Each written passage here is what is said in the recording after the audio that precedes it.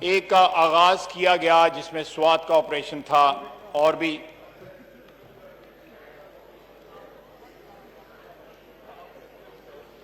Order in the house please. और उससे दहशतगर्दी के वाकयात में कमी आई। लेकिन अभी भी जब 2013 में हमने इक़्तिदार संभाला, मियां नवाज शरीफ वज़ीर आज़म बने, तो पाकिस्तान का कोई फर्द कराची से लेकर गिलगित तक दहशतगर्दी से महफूज नहीं था। बावजूद इस बात के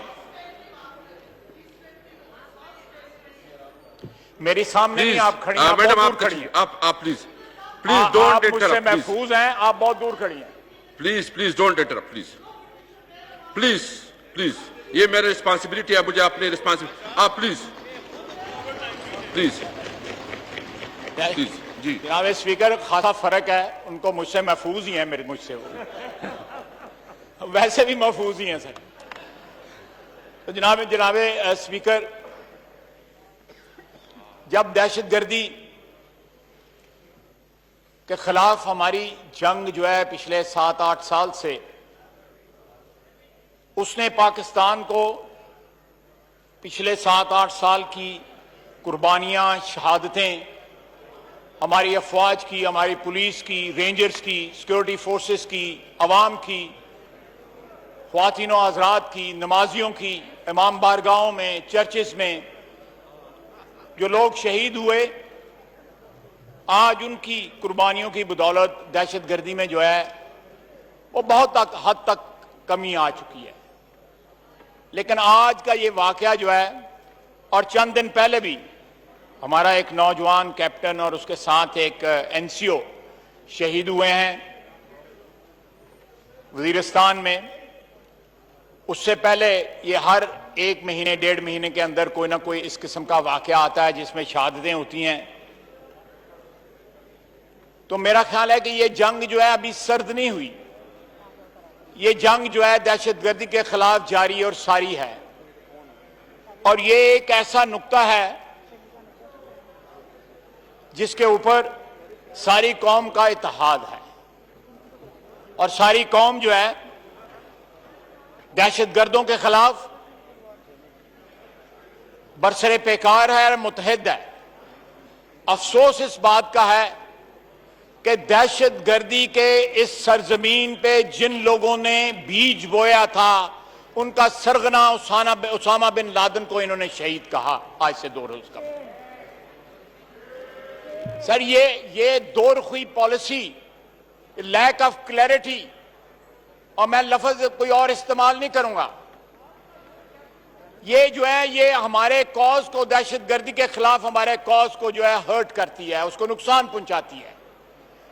कि अब जब हम दहशतगर्दों के खिलाफ पिछले 2-3 साल से 4 साल से कामयाबियों और कामरानियों से हम किनार हो रहे हैं, तो जो लोग जिन्होंने इस धरती पे दहशतगर्दी के बीज बोए थे, आप उनको शहीद करार दें। जनाब स्पीकर, अल्लाह ताला जो आज शहीद हुए हैं उनको अपनी जवार रहमत में जगह दे और पाकिस्तान के अवाम को महफूज रखे, और इस किस्म के कंफ्यूज्ड इजहान जो हैं, जो दहशतगर्दों को शहीद कहते हैं, उनसे भी महफूज रखे। जनाब स्पीकर, मैं आज से 2 रोज कबल जो पेट्रोलियम की कीमतें बढ़ाई गई, मैं उसकी तरफ आता हूं। जनाब स्पीकर, पहले उसकी मसनूई किल्लत पैदा की गई। पेट्रोल जो है, लोगों की लाइनें जो है पेट्रोल पंपों के ऊपर जो है, ख्वातीन की और हजरात की, हमारे शहरियों की लंबी लंबी लाइनें, और आपको भी पता है, मुझे भी पता है, ये सारा ऐवान जानता है कि जिस तरह की किल्लत पैदा हुई, इस ऐवान में भी उसकी बाज़गश्त सुनाई दी। इस ऐवान में भी एहतजाज हुआ, ना सिर्फ अपोजिशन की बेंचों की तरफ से बल्कि ट्रेजरी बेंचेस की तरफ से भी इस बात की तरफ निशानदेही की गई। लेकिन जनाब स्पीकर, क्योंकि एक साजिश थी, शाह साहब, एक साਜ਼ਿਸ਼ ਸੀ ਤੁਹਾਡੇ ਮੁਤਲਕ ਮੈਂ ਐਸੀਆਂ ਗੱਲਾਂ ਕਰਨ ਦਾ ਖੁਦਾ ਦੀ ਕਸਮ ਤੁਹਾਨੂੰ ਜਗ੍ਹਾ ਨਹੀਂ ਲੱਭਣੀ ਇਸ ਹਾਲ ਦੇ ਵਿੱਚ मैं सही कह रहा हूं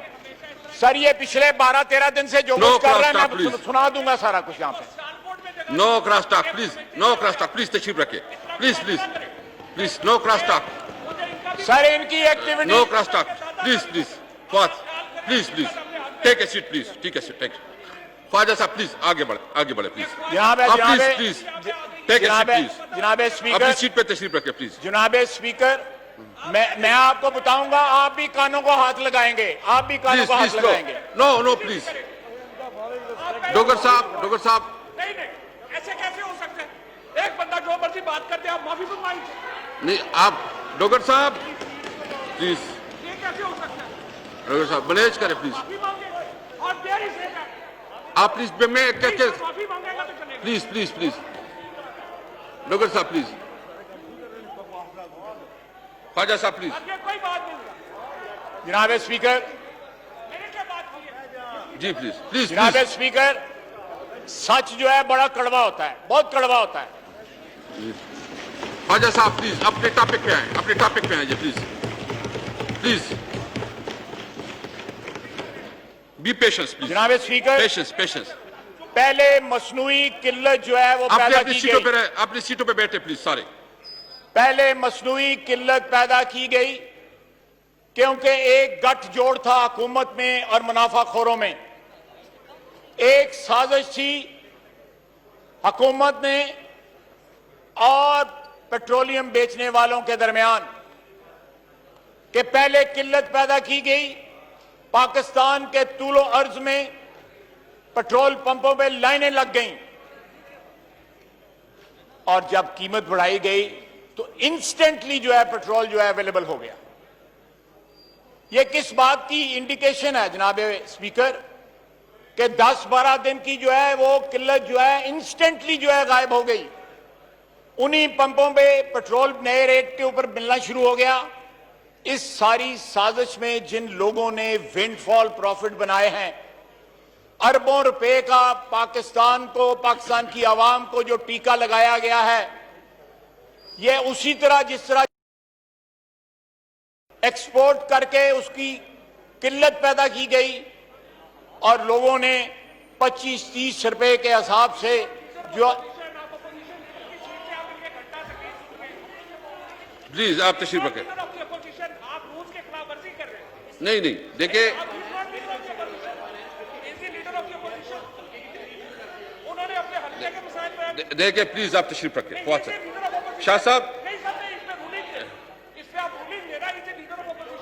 नहीं देखिए ये इनकी पार्टी की रिस्पांसिबिलिटी है ये इनकी पार्टी की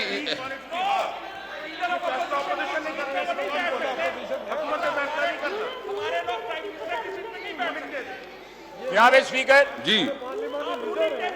जनाब स्पीकर पेट्रोलियम जो की किल्लत जो है वो सिर्फ मेरे हल्के की नहीं वो सारे पाकिस्तान की है सर मैं उस पेट्रोलियम की किल्लत पे और ये डायरेक्टली रिलेट्स द बजट ये जो पेट्रोलियम लेवी है ये बजट को डायरेक्टली रिलेट करती है अगर इनको ये इतराज है ना प्लीज अबाद साहब प्लीज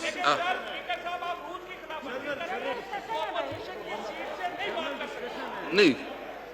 फवाद आप हौसला करें प्लीज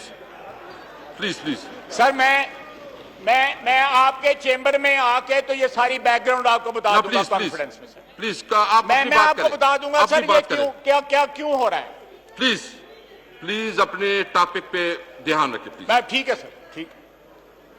जनाब स्पीकर इस जो कीमत बढ़ाई गई है 100 रुपए के ऊपर पेट्रोल कर दिया गया है इसके असरात सिर्फ पेट्रोल तक नहीं रहेंगे इसके असरात जो हैं तमाम कमोडिटीज के ऊपर गैस पे भी बम गिरने वाला है बिजली पे बम गिरने वाला है सर ये कमिटमेंट्स हैं इन्होंने लिक्विडेटर्स को जो है ये कमिटमेंट दी हुई है कि हमने ये सारे के सारा जो टैरिफ है मुख्तलिफ चीजों का इसको रिवाइज करना है इसलिए ये बजट जो है ये एक इंटरिम डॉक्यूमेंट है, ये तो फाइनल डॉक्यूमेंट नहीं है। इस सिलसिला जो है ये सारे का सारा साल जो है माली साल ये सिर्फ चलना है। इसलिए it is all the more essential कि इनका रास्ता रोका जाए और इंशाअल्लाह ताला हम इनका रास्ता रोकेंगे, इंशाअल्लाह ताला हम इनका रास्ता रोकेंगे। पाकिस्तान की आवाम को इस तबाहीकुन जो है बजट से, तबाहकुन बजट से, इस महंगाई से, बेरोजगारी से, गुर्बत से, कोविड से, कोरोना से, ये सबसे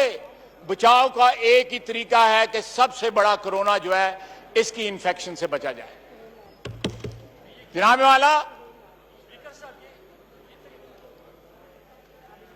वाला ये महंगाई का तूफान